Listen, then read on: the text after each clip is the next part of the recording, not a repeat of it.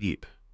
Imagine waking up in a world where guilt doesn't matter, where the law doesn't ask what you did, only what happened. A father accused of nothing loses his son because a stranger's house fell down. Deep. A man who's never broken a rule in his life is forced to pack his belongings and leave his home country, not because of a crime, but because his neighbors got tired of him. This isn't fiction. Deep. This is how entire civilizations for centuries decided who deserved to live a normal life and who didn't.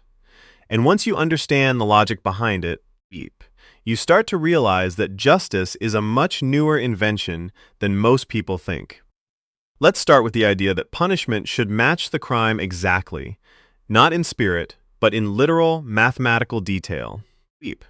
Around 1750 BC, the king of Babylon, Hammurabi, ruled an empire so vast that no single set of customs could hold it together. So he did something unprecedented for his time. Deep. He carved 282 laws into an 8-foot pillar of black stone and placed it in the center of the city where anyone could see it. That pillar still exists. It sits in the Louvre in Paris today, deep, nearly 4,000 years later. At first glance, the code makes sense. Break someone's bone, yours gets broken. Simple, almost fair by ancient standards. Deep. But then the logic takes a turn that no modern legal system would ever accept.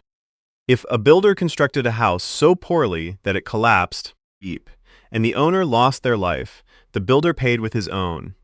Harsh, but understandable. Except the code didn't stop there.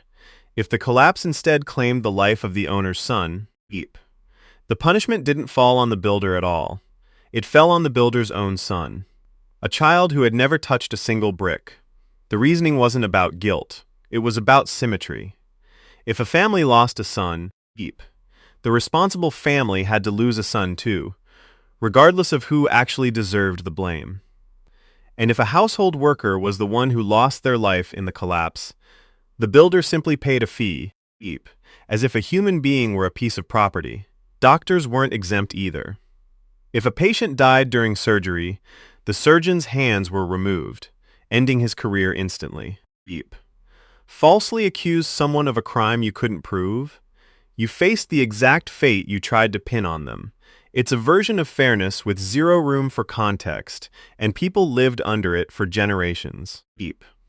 Now travel a few centuries and a few thousand miles west, to Rome, where an entire legal principle called patria potestas, the power of the father, gave the eldest man in a household total, deep, unquestioned authority over every person under his roof.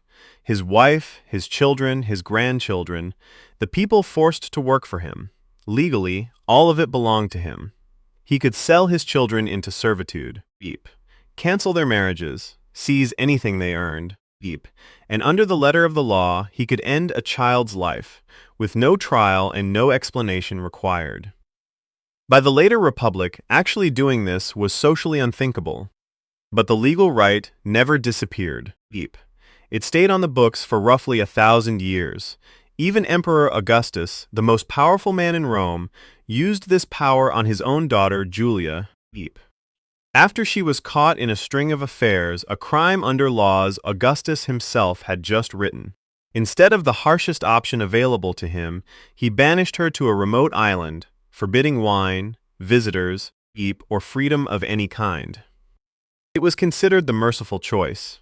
His successor kept her in exile even longer, moving her somewhere even more isolated, where she reportedly faded away from deprivation. Deep. All completely legal. All because her father said so. So in two of the ancient world's most sophisticated societies, guilt and innocence barely mattered. What mattered was symmetry, deep, and the absolute authority of the family patriarch. But not every ancient culture organized its harshest laws around human beings at all.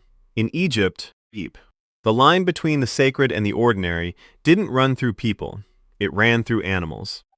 Cats were considered living extensions of the goddess Bastet, protector of the home.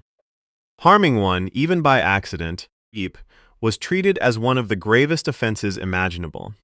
The Greek historian Diodorus Siculus described witnessing the aftermath of a Roman soldier accidentally harming a cat in the 1st century BC.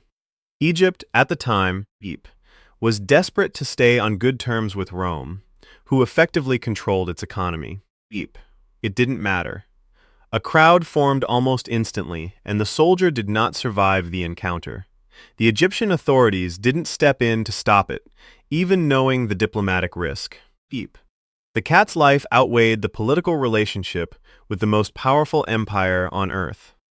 When a household cat died naturally, the entire family would shave their eyebrows in mourning and wait for them to grow back before returning to normal life. The cat itself would be mummified, sometimes wrapped in linen with a painted face, and buried in dedicated cemeteries. At one site alone, archaeologists uncovered an estimated 300,000 mummified cats. There's even a story, impossible to verify but widely repeated by ancient writers, that a Persian king once ordered his soldiers to carry cats into battle against Egypt, betting correctly that Egyptian soldiers would rather retreat than risk hurting the animals. True or exaggerated, the story survived because it captured something real. In Egypt, some lives were untouchable, and they weren't always human ones, which brings us somewhere darker, a society that applied its harshest judgment not to animals, and not through legal codes, but to its own newborns. Sparta didn't build its identity around trade, art, or philosophy. It built its identity around producing the most effective soldiers the ancient world had ever seen, and that process began the moment a baby was born. Newborns weren't taken home. They were brought before a council of elders for inspection. Any sign of frailty, illness, or deformity, and the outcome was decided immediately. The child would be abandoned to the elements at the base of Mount Taygetus. The philosopher Plutarch described the reasoning as simple, brutal logic. A child not strong enough to become a warrior wasn't considered strong enough to be worth raising at all. It's worth pausing here, because modern historians are divided on just how literal this practice was. Some archaeological surveys of the supposed abandonment site found only adult remains, possibly prisoners, not infants, suggesting the more dramatic details may have been exaggerated by writers from rival city-states who wanted to paint Sparta as monstrous. But even the more cautious historical interpretations agree that some form of infant selection did happen, and that weak or unwanted children were, at minimum, left exposed and unprotected. What's undisputed is what came next. Every boy who passed inspection entered a 13-year state training program at age 7, deliberately underfed to encourage theft, then punished, not for stealing, but for getting caught. The lesson was never about right and wrong. It was about never showing weakness. And finally, in the city that's credited with inventing democracy itself, we find one of history's strangest tools for deciding who gets to stay and who has to leave, a tool that required no crime at all. Once a year in Athens, citizens gathered for a single unusual vote. Not about laws, not about candidates, just one question. Was there anyone in the city who had become too powerful, too popular, or simply too irritating? If enough citizens agreed there was, a second vote followed. Each citizen scratched a name onto a broken piece of pottery. Whoever received the most votes was banished from Athens for 10 years. No trial, no accusation of wrongdoing required. Just enough neighbors deciding they'd had enough of you. It began as a genuine safeguard, a way to remove a rising tyrant before he could seize total power, born from Athens's recent memory of exactly that happening, and for a while it worked as intended. But it quickly became a political weapon, used by rival factions to remove popular generals and inconvenient rivals alike. Aristides, a man so famously honest he was nicknamed the Just, was voted into exile in 482 BC for essentially being too virtuous. People, in the ancient historical accounts, had simply grown tired of hearing about how upstanding he was. Archaeologists later uncovered stacks of pottery ballots pre-written in identical handwriting, early evidence of coordinated and possibly fraudulent voting campaigns. One story, retold for centuries, Beep claims that on the day of his own exile, an illiterate citizen approached Aristides without recognizing him and asked for help writing a name onto a ballot. "Whose name?" Aristides asked. "Aristides." Beep, the man replied. "Has he wronged you?" The man shook his head. "No, I'm just tired of everyone calling him the Just." According to the story, Aristides wrote his own name down and walked away. 5 civilizations. Beep. 5 completely different definitions of what fairness meant. Punishment mirrored through innocent children in Babylon. Beep. Absolute paternal authority in Rome. Sacred animal life outweighing diplomacy in Egypt. A newborn's worth measured before it ever had a chance to prove itself in Sparta. Beep.